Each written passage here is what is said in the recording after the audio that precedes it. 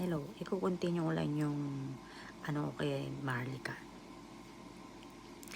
Hello, Maharlika, kung magdaan man itong short video ko sa YouTube mo, ito lang masasabi ko. Parehas tayo nasa ibang bansa. Magkaibang bansa, pero nasa ibang bansa. Ako, nalulungkot ako sa nangyayari kaguluhan sa politika sa atin. Pero, wala akong magagawa. Hindi ko pwedeng hamakin, libakin, mag-judge ng mga politiko doon dahil wala ako doon.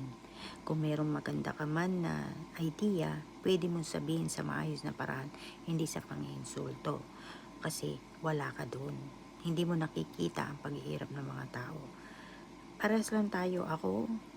Hindi ako makapagsalita ng hindi maganda sa mga politiko kahit na negatibo yung nakikita ko. Kasi wala akong karapatan, wala akong ebidensya para manghusga.